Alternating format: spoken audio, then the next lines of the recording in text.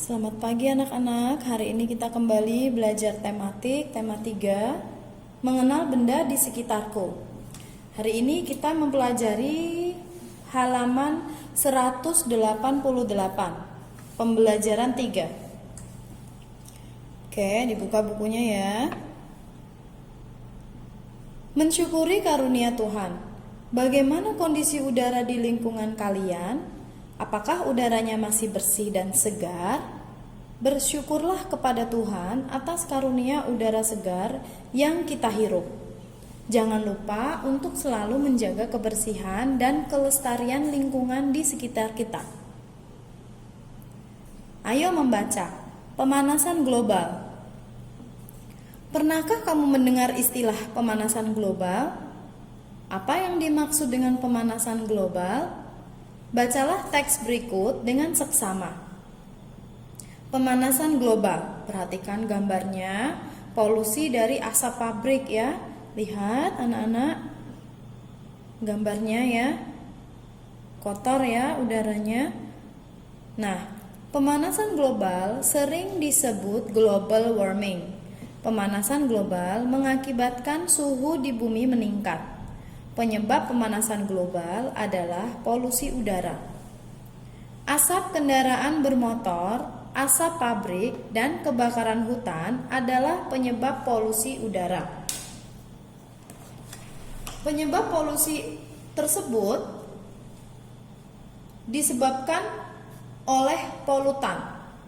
Gas polutan menyebabkan panas matahari tidak dapat keluar dari bumi. Akibatnya, suhu di bumi makin panas.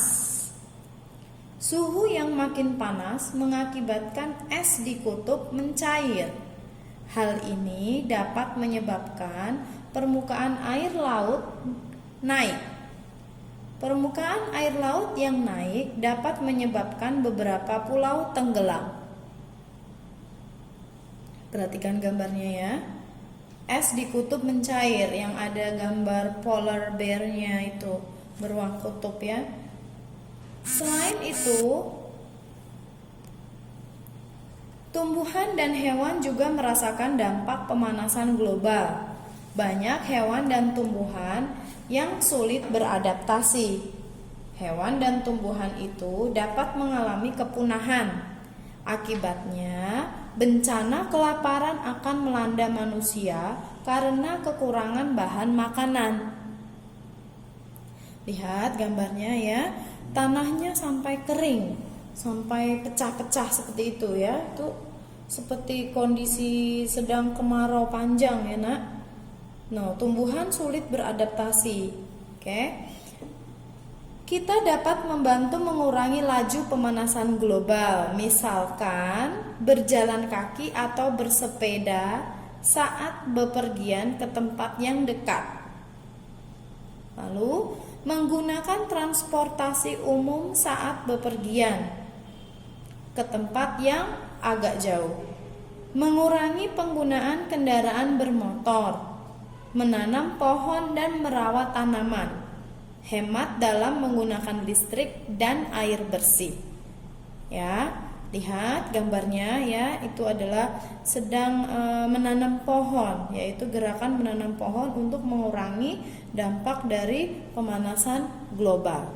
Oke, pembahasan berikutnya segera kita bahas di halaman 190. Oke, anak-anak, halaman 190, ayo menulis, menemukan kosakata baru. Kalian telah membaca teks pemanasan global. Apakah kalian menemukan kosakata baru? Tulislah kosakata tersebut. Cari arti tiap kosakata tersebut di dalam kamus.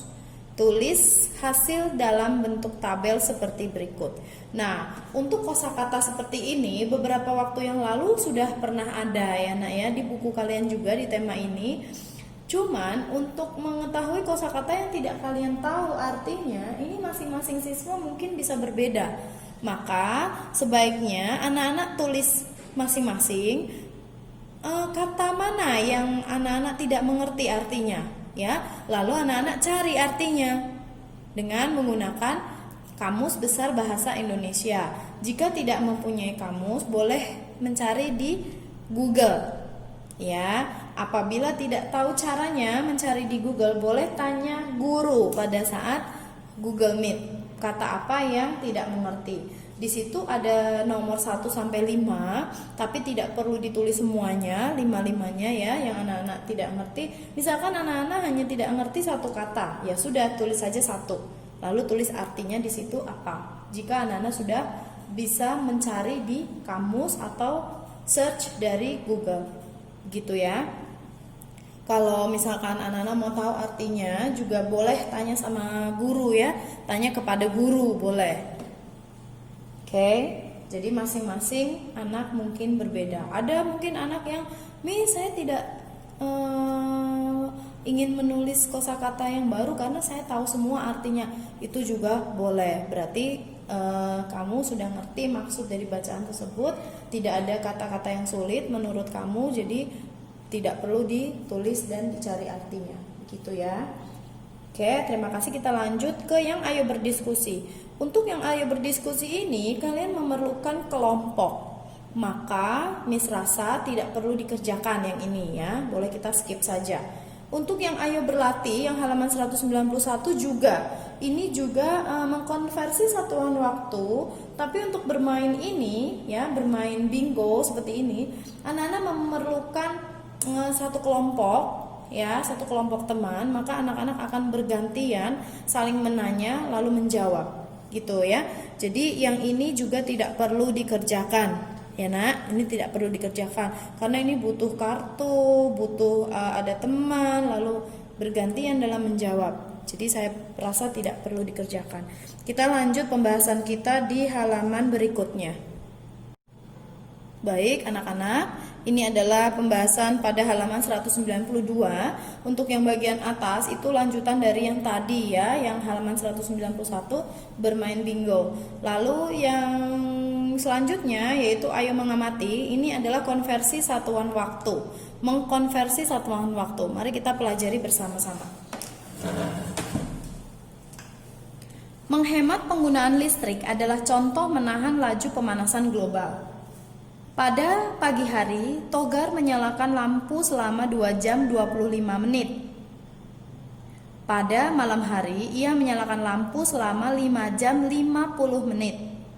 Berapa lama Togar menyalakan lampu? Jadi totalnya itu dia menyalakan lampu selama berapa jam, berapa menit, ya, berapa lama. Oke. Nah, di sini anak-anak harus menambahkan dulu. 2 jam 25 menit ditambah 5 jam 50 menit.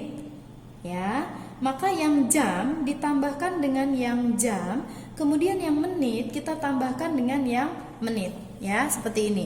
2 ditambah dengan 5 karena ini sama-sama satuannya jam. 2 ditambah 5 sama dengan 7 jam. Begitu ya. Kemudian yang menitnya anak-anak juga keluarkan. Nah, ini 25 menit. Ini 50 menit. Maka 25 menit ditambah 50 menit sama dengan 75 menit.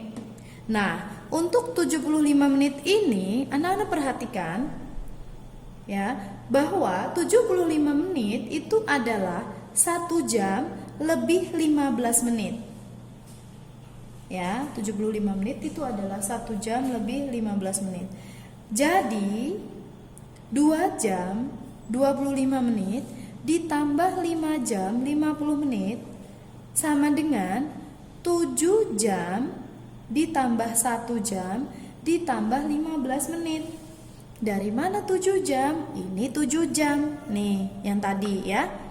2 ditambah 5. Lalu tambah lagi 1 jam. Hasil dari yang 75 menit tadi. Kemudian sisanya adalah 15 menit. Maka totalnya adalah 8 jam 15 menit. Seperti itu cara menjawabnya. Ya, Miss harap kalian memahami, mengerti penjelasannya. Ya, tolong didengarkan baik-baik.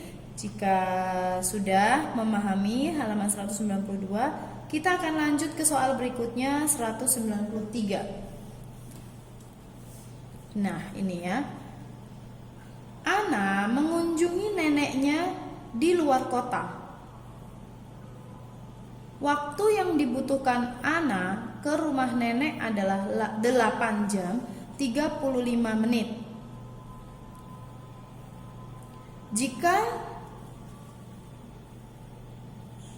Perjalanan itu dapat ditempuh menggunakan mobil selama 8 jam 35 menit.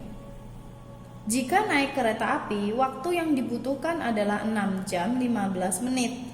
Berapa perbedaan waktu menggunakan mobil dengan kereta api? Maka dikurang ya. 8 jam 35 menit dikurang 6 jam 15 menit. Ya, cara penyelesaiannya adalah seperti ini. Oke, baik. Jadi 8 jam 35 menit dikurang 6 jam 15 menit sama dengan, pembahasannya ada di buku anak-anak ya, tuh ya. Jadi yang 8 jam kita satukan dulu karena satuannya sama. Jadi 8 jam dikurang 8 jam sama dengan 2 jam. Kemudian yang menit dengan yang menit. 35 menit dikurang 15 menit sama dengan 20 menit. Jadi 8 jam 35 menit dikurang 6 jam 15 menit sama dengan 2 jam 20 menit. Nah, ini hasilnya ya. Oke, begitu caranya. Lalu ada contoh soal. Hitunglah 7 jam 20 menit dikurang 4 jam 45 menit. Langkah pertama ya, 7 jam adalah 6 jam dan 1 jam. Nah, di mana 1 jam itu adalah 60 menit. Maka yang ini ya, ini menit. Ini juga menit. 6 jam sama dengan 7 jam 20 menit sama dengan 6 jam 80 menit. 80 menitnya dari mana? Dari ini ditambah ini. Gitu ya. Langkah kedua, selesaikan cara pengurangan 6 jam 80 menit dikurang 4 jam 45 menit sama dengan 2 jam ya. Jadi 6 jam dikurang 4 jam sama dengan 2 jam, lalu 80 menit dikurang 45 menit sama dengan 35 menit. Ya, gitu caranya.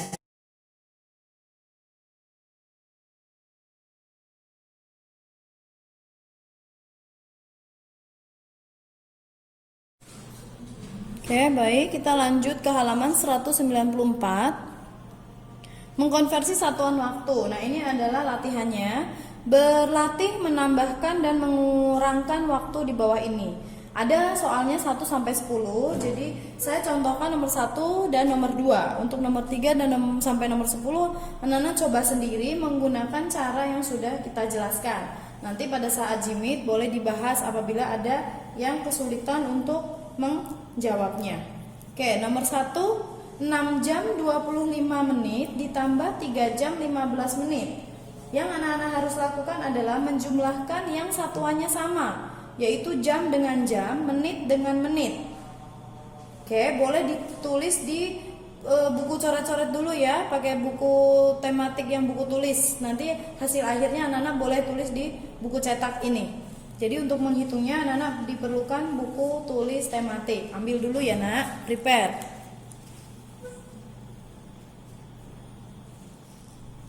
Oke, ready?